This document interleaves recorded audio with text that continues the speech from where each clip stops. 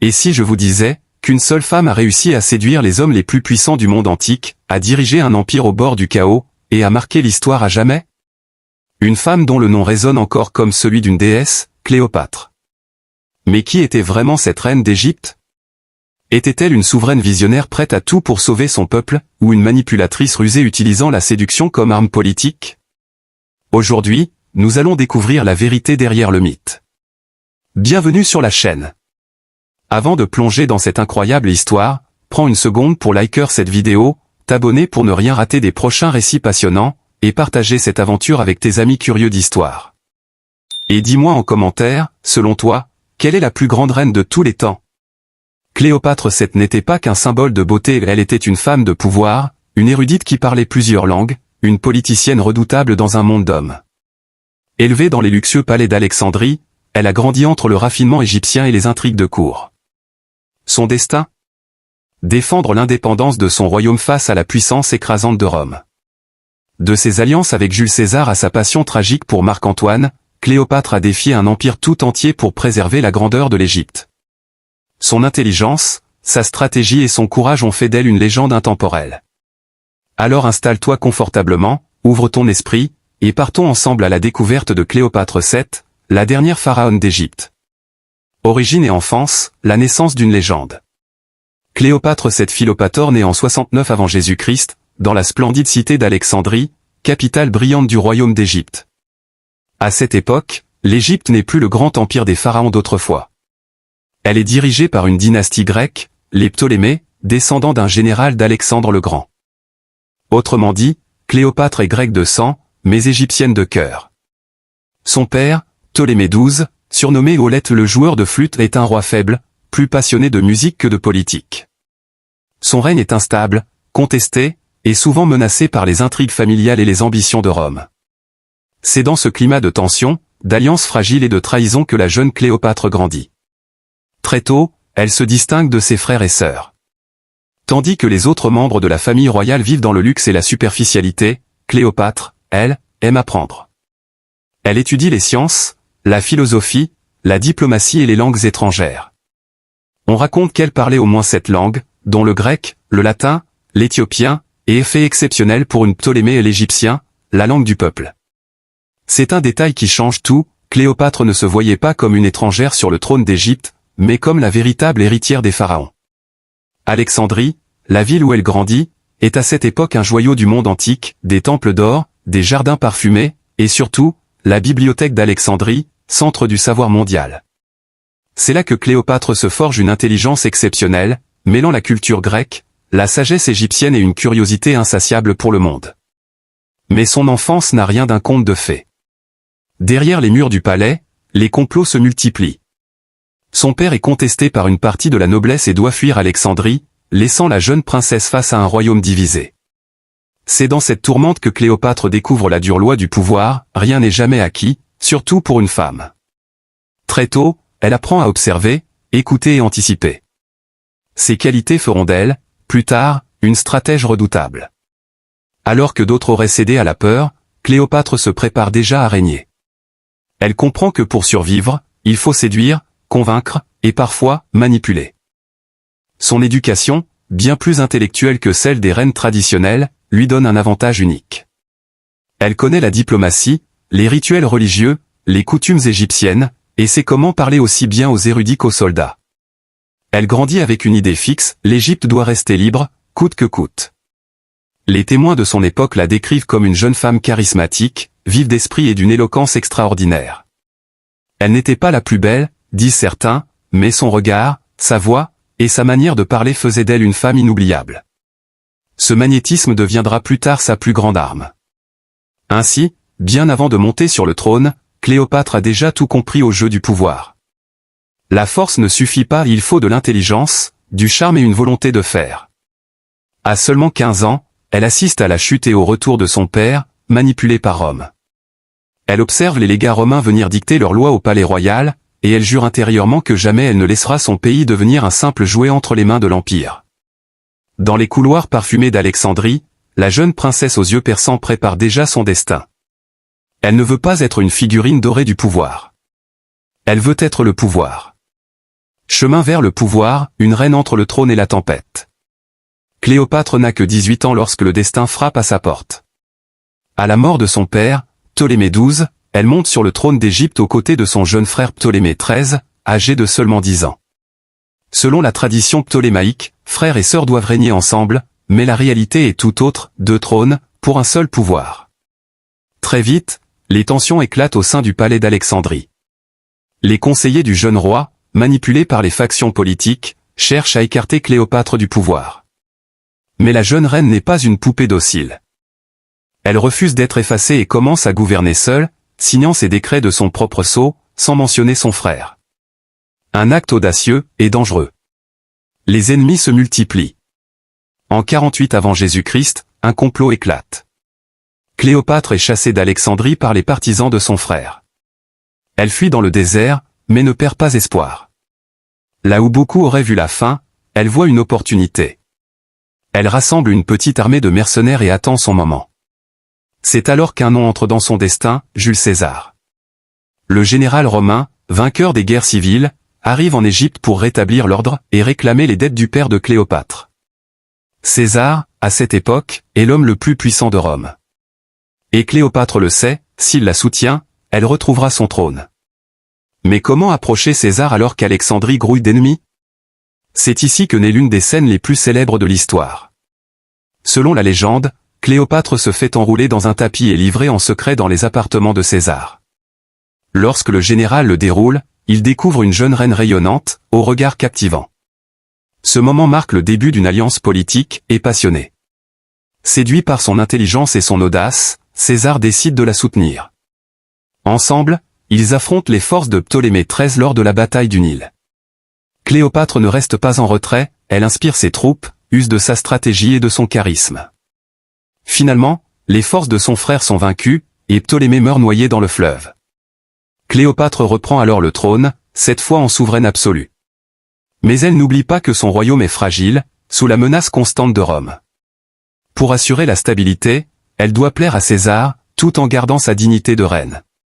De leur union naît un fils, Césarion, présenté comme l'héritier de César et de Cléopâtre, une alliance entre Rome et l'Égypte. La reine voit en lui le symbole d'un rêve, celui d'un empire partagé entre l'Orient et l'Occident, dirigé par leur sang royal. Cependant, à Rome, cette liaison fait scandale. César a déjà une épouse, et les Romains voient d'un mauvais œil cette reine orientale qui semble l'envoûter. Mais Cléopâtre s'en moque, elle se considère comme l'égale des plus grands souverains. Quand elle se montre en public, elle se présente comme Isis, la déesse mère. Sa présence impose le respect, sa voix captive, et son regard semble deviner les pensées de ceux qui la défient.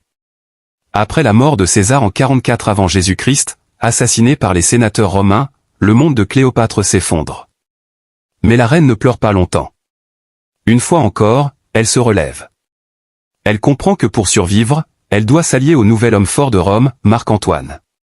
Leur rencontre scellera le destin des 2 empires et donnera naissance à l'une des plus grandes histoires d'amour tragiques de tous les temps. Cléopâtre n'est plus seulement une reine. Elle devient une légende vivante, maîtresse du destin de 2 civilisations. Chaque décision, chaque mot, chaque regard est calculé pour servir un seul but, préserver la grandeur de l'Égypte. À travers l'exil, les guerres et les trahisons, Cléopâtre prouve qu'elle n'est pas qu'une figure de beauté antique. C'est une femme de pouvoir, de courage et de vision, capable de manipuler les plus grands pour sauver son peuple. Et pourtant, ce n'est que le début de son règne. Car bientôt, ses choix, ses amours et ses ambitions vont la conduire vers un destin aussi glorieux que tragique. Grandes actions et décisions, le règne d'une stratège et d'une amoureuse du pouvoir. Lorsque Cléopâtre retrouve le trône, l'Égypte respire enfin. Mais elle sait que cette paix est fragile. Le pays est affaibli par les guerres civiles, les famines et les dettes envers Rome. Et dans le monde antique, une reine ne règne pas seulement avec sa couronne, mais avec sa tête et son audace. Cléopâtre comprend vite que sa survie dépend de sa capacité à jouer sur 2 tableaux, la diplomatie et la puissance symbolique. Elle se présente non seulement comme une reine, mais comme une déesse vivante, incarnation d'Isis.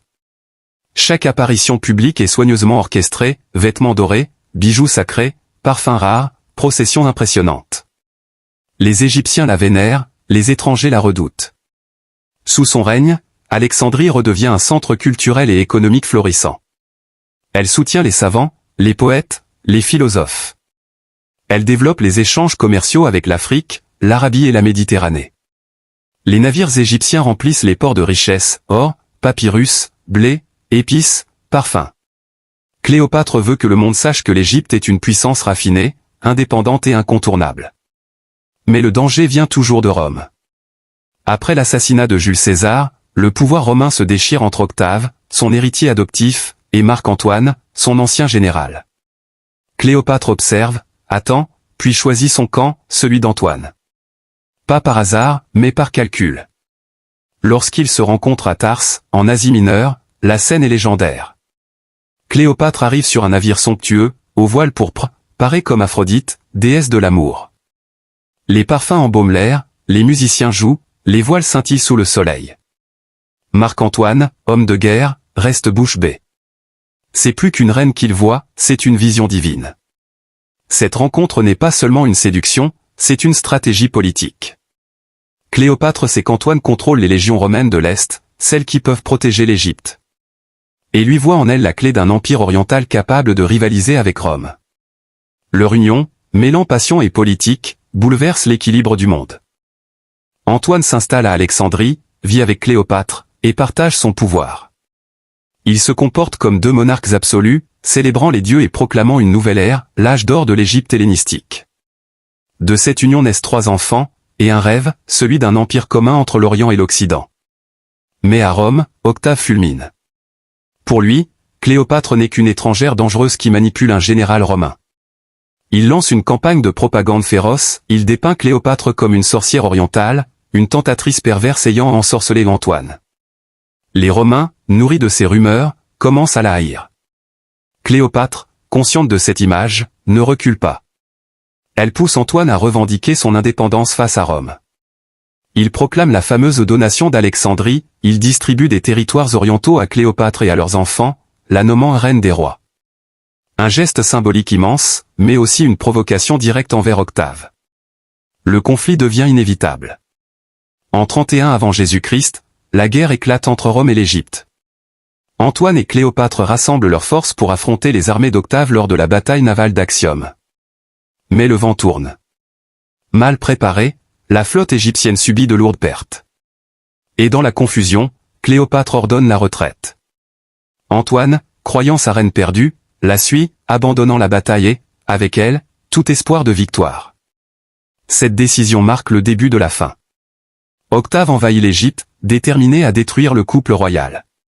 Mais même dans la défaite, Cléopâtre reste digne. Elle se barricade dans son mausolée, entourée de ses trésors, prête à affronter son destin. Cléopâtre a pris des décisions risquées, parfois fatales, mais toujours motivée par une seule chose, la survie et la gloire de l'Égypte. Elle a gouverné avec intelligence, négocié avec les plus grands, et tenté d'unir 2 mondes. Et si son ambition l'a conduite à la tragédie, elle n'en reste pas moins une stratège hors du commun, une reine qui a osé tenir tête à Rome. Qualité et défaut, l'ombre et la lumière d'une reine éternelle. Cléopâtre VII. Un nom qui évoque la beauté, la puissance et le mystère. Mais derrière la légende, il y a une femme bien réelle avec ses forces et ses faiblesses. Car si Cléopâtre a marqué l'histoire, c'est autant par son génie que par ses erreurs. Ses qualités, une reine hors du commun. Avant tout, Cléopâtre était d'une intelligence exceptionnelle. Dans un monde où les femmes étaient rarement écoutées, elle imposait sa voix avec assurance. Polyglotte, cultivée, passionnée de science et de politique, elle dominait les débats aussi bien avec les philosophes qu'avec les généraux. On disait qu'elle pouvait envoûter sans parler, mais qu'une fois sa voix entendue, elle captivait tous les esprits.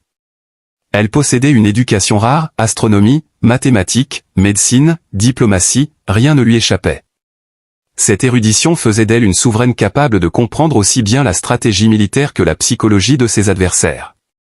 Elle savait qu'un empire ne se gouverne pas seulement avec des épées, mais avec des idées, des symboles et du charisme.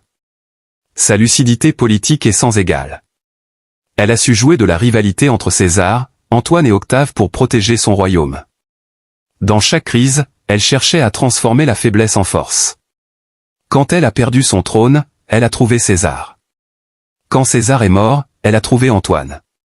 Ce n'était pas de la manipulation gratuite, c'était de la survie politique. Cléopâtre savait aussi se faire aimer de son peuple. Contrairement à ses ancêtres grecs, elle parlait la langue égyptienne, participait aux rituels religieux, respectait les dieux locaux. Pour les Égyptiens, elle n'était pas une étrangère, mais une véritable pharaon, incarnation d'Isis. Cette connexion profonde avec son peuple a consolidé sa légitimité et son pouvoir. Enfin, elle possédait une aura magnétique. Les écrivains anciens disaient que sa beauté n'était pas parfaite, mais que son charme était irrésistible. Sa manière de parler, de rire, de regarder, tout en elle respirait la confiance et la passion. Elle savait transformer une simple rencontre en un moment inoubliable. C'est ce magnétisme qui a séduit César et Antoine, deux des hommes les plus puissants du monde. Ses défauts, l'ambition et la tragédie.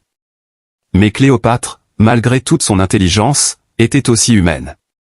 Et comme souvent chez les grands dirigeants, ses plus grandes qualités sont devenues ses pires défauts. Sa première faiblesse fut son orgueil. Convaincue d'être la réincarnation d'Isis, elle se voyait comme une reine divine, au-dessus des lois humaines.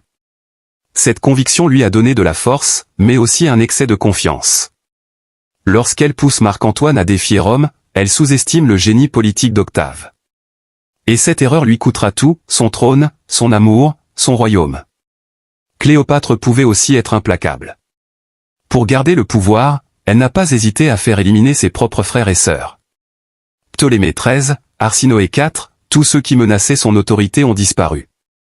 Elle croyait agir pour la stabilité du royaume, mais ses décisions ont terni son image. Même pour ses alliés, elle devenait parfois inquiétante, une femme capable de tout pour régner. Son autre faiblesse, c'est son attachement passionné à Marc-Antoine. Leur amour était sincère, brûlant, mais il l'a aveuglée. En suivant son cœur, elle a mêlé ses ambitions à celles d'un homme déjà en déclin politique. Elle a choisi la fidélité à l'amour plutôt qu'à la prudence du pouvoir. Et ce choix, noble mais fatal, a conduit à la chute de l'Égypte. Enfin, Cléopâtre souffrait d'un excès de contrôle. Elle voulait tout diriger, tout maîtriser, ses alliances, ses batailles, ses amours, jusqu'à sa propre mort. Cette volonté de tout dominer lui a donné sa grandeur et sa perte. L'équilibre entre lumière et ténèbres. Cléopâtre, c'est le paradoxe incarné. Une femme de raison et de passion, de calcul et d'émotion, d'intelligence et de mesure. Elle a brillé comme une étoile, mais trop fort, trop vite. Son ambition l'a élevée au sommet, avant de la précipiter dans la tragédie. Pourtant, même ses erreurs renforcent sa légende. Car Cléopâtre n'a jamais vécu dans la peur. Jusqu'au bout, elle a choisi son propre destin, sans se soumettre à personne. Cléopâtre VII restera à jamais une icône intemporelle, ni ange, ni démon, mais une femme complexe, libre et puissante, une reine qui a préféré mourir en souveraine que vivre en captive.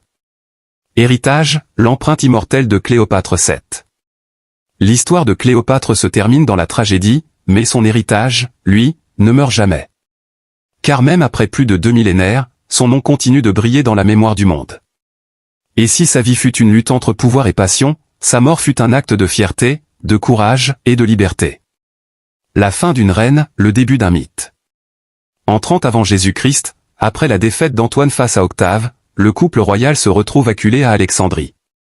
Les légions romaines encerclent la ville. Antoine, croyant Cléopâtre morte, se donne la mort en se jetant sur son épée. Quand la reine le découvre agonisant, elle le prend dans ses bras, le visage baigné de larmes, et le fait transporter jusqu'à son mausolée. C'est là, dans une dernière étreinte, qu'il rend son dernier souffle.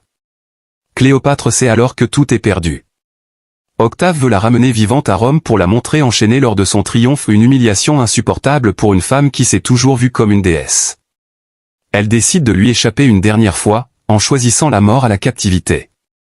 Selon la légende, elle fait introduire dans son tombeau un panier de figues contenant un aspic, un serpent venimeux symbole de la royauté égyptienne. Après un dernier regard vers ses trésors et vers son trône, Cléopâtre laisse le serpent mordre sa peau. Ainsi, elle quitte ce monde comme elle y a vécu, libre, souveraine et fière. Une femme qui a défié un empire. Avec sa mort, s'éteint la dynastie des Ptolémées. L'Égypte devient une province romaine. Mais Octave, devenu Auguste, comprend qu'il vient d'affronter une légende. Il fait enterrer Cléopâtre avec les honneurs royaux, un geste de respect envers une femme qu'il n'a jamais pu soumettre. Cléopâtre restera pour toujours la dernière pharaon d'Égypte, celle qui a osé défier le plus grand empire de son temps. Elle n'a pas seulement régné sur un territoire, elle a régné sur les cœurs et les esprits. Sa détermination, son intelligence et son charisme ont redonné à l'Égypte une puissance et un éclat qu'elle n'avait plus connu depuis des siècles.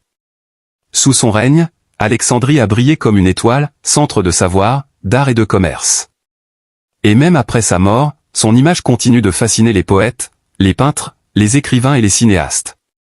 Car Cléopâtre, c'est plus qu'une reine, c'est un symbole éternel de pouvoir féminin et de liberté. Son héritage dans le monde moderne. Aujourd'hui encore, Cléopâtre inspire. Elle représente la femme qui refuse de se soumettre, qui pense, agit et règne dans un monde d'hommes.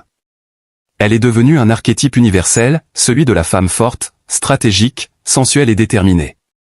Dans les arts, elle n'a jamais cessé de renaître. Dans le théâtre de Shakespeare. Dans le cinéma avec Elizabeth Taylor.